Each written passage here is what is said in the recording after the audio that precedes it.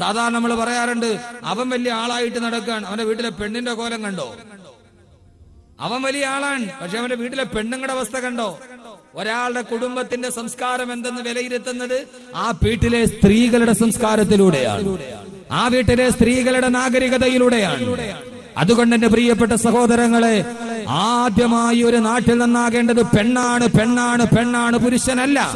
കാരണം ആദ്യം ഒരു വീട്ടിൽ നന്നാകേണ്ടത് പെണ്ണാണ്, രണ്ടാമതാണ് പുരുഷൻ നന്നാകേണ്ടത്. കാരണം പുരുഷൻ എന്ന് പറയുന്നതിനേക്കാളേറെ പെണ്ണ് കുടുംബത്തിന്റെ വിളക്കാണ്, അവളതിന്റെ നിലവിളക്കാണ്, അവളതിന്റെ കവാടമാണ്. മാത്രമല്ല, ഒരു പെണ്ണ് നന്നായാൽ ആ നാട്ടിലെ 100 പുരുഷന്മാര് നന്നാവും. ഒരു പെണ്ണ് വഴിതെറ്റിയാൽ ആ നാട്ടിലെ 100 പുരുഷന്മാരെ വഴിതെറ്റിക്കാൻ ആ ഒരൊറ്റ പെണ്ണിനെ കൊണ്ട് കഴിയും എന്നതാണ് ചരിത്രം. ഒരു പെണ്ണ് നന്നായാൽ ആ നാട്ടിലെ 100 പുരുഷന്മാര് നന്നാവും. ഒരു പെണ്ണ് മോശമായാലോ ആ നാട്ടിലെ 100 ചെറുപ്പക്കാരെ വഴിതെറ്റിക്കാൻ ഈ പെണ്ണിനെ പോൽ പറ്റുന്നത് വേറൊന്നുമില്ല. ഇതുകൊണ്ടാണ് ലോകത്തിന്റെ അന്ന് മുതൽ ഇതേവരെ അള്ളാഹുവിന്റെ വിശുദ്ധമായ ഖുർആൻ 114 അധ്യായങ്ങളുള്ള ഖുർആൻ, ആ ഖുർആനിൽ അള്ളാഹുവിന്റെ വിശുദ്ധമായ ഖുർആൻ തന്നെ പറഞ്ഞതെന്താ? അള്ളാഹുവിന്റെ ഖുർആനിൽ 114 അധ്യായങ്ങളുണ്ട്. അതിലൊരു അധ്യായത്തിന്റെ പേരെന്താണെന്നറിയുമോ? സൂറത്തുൻ നിസാ. അന്നിസാ, പെണ്ണുങ്ങൾ എന്നാണ് ഒരു സൂറത്തിന് തന്നെ പേര് വെച്ചത്. അള്ളാഹുവിന്റെ 114 സൂറത്തുകൾ, ഒരു സൂറത്തിന് അള്ളാഹു പേര് വെച്ചു അന്നിസാ. അന്നിസാ, സ്ത്രീകളെ കുറിച്ച് പറയാൻ തന്നെ ധാരാളം ആളുകൾ അറിവില്ലായ്മ കൊണ്ട് പറയാറുണ്ട്, ഇസ്ലാം സ്ത്രീകൾക്ക് സ്വാതന്ത്ര്യം നൽകുന്നില്ല, എപ്പോഴും പർദ്ദക്കുള്ളിൽ പെണ്ണിനെ അടച്ചിട്ടിരിക്കുകയാണ്. നല്ല സഹോദരങ്ങളെ, സ്ത്രീകളുടെ അവകാശത്തെ കുറിച്ച് പറയാൻ, സ്ത്രീകളുടെ അവകാശത്തെ കുറിച്ച് പറയാൻ ഇത്രയേറെ വരികൾ മാറ്റിവെച്ചൊരു ഗ്രന്ഥമുണ്ടെങ്കിൽ അത് അല്ലാഹുവിന്റെ വിശുദ്ധ ഖുർആൻ. ലോകത്തുള്ള മുഴുവൻ ആളുകൾ സ്ത്രീകളോട് മോശമായി പെരുമാറിയപ്പോ, അവളെ ജീവിക്കാനുള്ള സ്വാതന്ത്ര്യം പോലും നഷ്ടപ്പെടുത്തിയപ്പോ, അല്ലാഹുവിന്റെ ഖുർആൻ ലോകത്തോട് പറയുകയാണ്, സ്ത്രീകളോട് നിങ്ങൾ മോശമായി പെരുമാറരുതേ. യാ അയ്യുഹല്ലദീന ആമനൂ ലാ യഹില്ലു ലക്കും അൻ തരിസുൻ നിസാ കറഹാ فلا تعذلوهن لتذهبوا ببعض ما آتيتموهن إلا أن يأتين بفاحشة مبينة وعاشروهن بالمعروف. അള്ളാഹുവിന്റെ ഖുർആൻ 14 നൂറ്റാണ്ടുകൾക്ക് മുമ്പ് പറഞ്ഞു, നിങ്ങൾ സ്ത്രീകളോട് നല്ല രീതിയിൽ പെരുമാറണേ. വഅശിറൂഹുന്ന ബിൽ മഅറൂഫ്, നിങ്ങൾ സ്ത്രീകളോട് നല്ലവരായി പെരുമാറണേ. ഇതാണ് സ്ത്രീയെ കുറിച്ചുള്ള ലോകത്തിന്റെ സങ്കല്പമെങ്കിൽ ഒരു കുടുംബത്തിന്റെ വാതിലാണ് പെണ്ണ്, ഒരു സമൂഹത്തിന്റെ കവാടമാണ് പെണ്ണ്.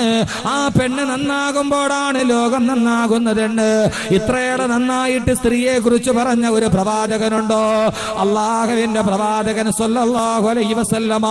എന്റെ വിഷയത്തിന്റെ ആമുഖമായിട്ട് ഞാൻ പറയുകയാണ്, ഒരിക്കൽ പ്രവാചകൻ മദീനത്തിന്റെ നഗരിയിൽ നിൽക്കുമ്പോ ഒരനുയായിയടാ ഒട്ടകപ്പുറത്ത് തന്റെ ഭാര്യയെ വെച്ചുകൊണ്ട് യാത്ര ചെയ്യുകയാണ്. അയാളാണെങ്കിലോ താഴെ നിന്ന് ഒട്ടകത്തെ സ്പീഡിൽ ഓടിക്കുകയാണ്. കടിഞ്ഞാണ് പിടിച്ചു വലിച്ചിട്ട് ഒട്ടകത്തെ സ്പീഡിൽ നടത്തുമ്പോ മുകളിലിരിക്കുന്ന ഭാര്യ വേച്ചു വേച്ചു വീഴാൻ പോവുകയാണ്.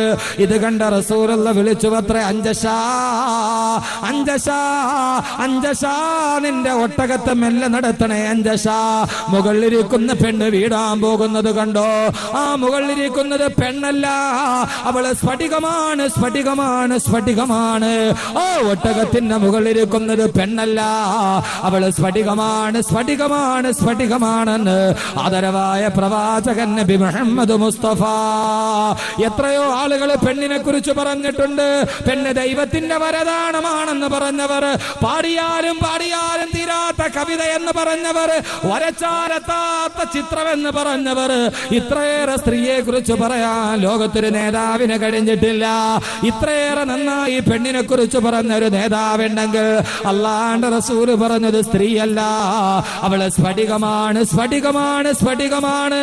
സ്ഫടികം കൈകാര്യം ചെയ്യുന്നത് പോലെ നിങ്ങൾ നിങ്ങളുടെ പെണ്ണുങ്ങളെ കൈകാര്യം ചെയ്യണേ എന്ന് റോഹി ഫിദാ നബി മുഹമ്മദ് റസൂലുള്ളാഹ്.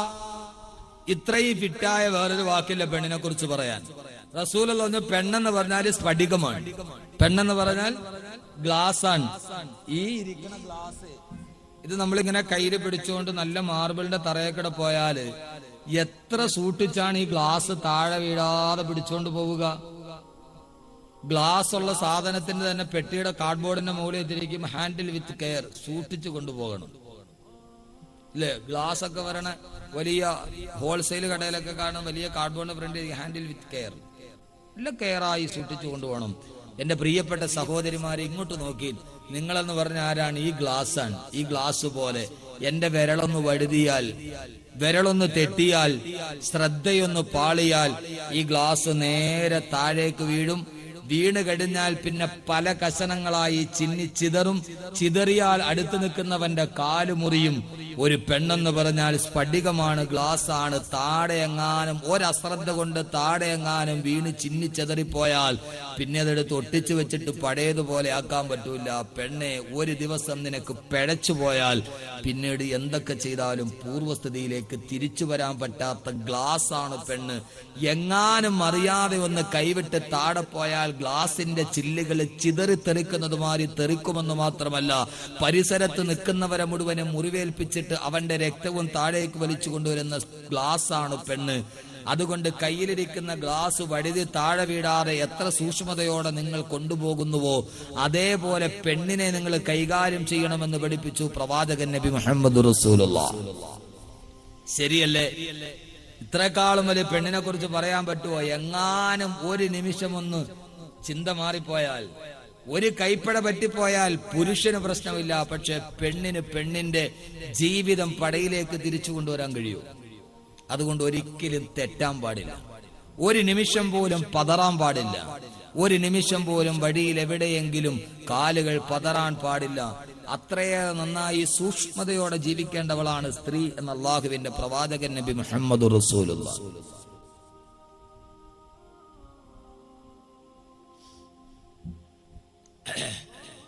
അപ്പൊ അതുകൊണ്ട് എന്ത് ചെയ്യണം?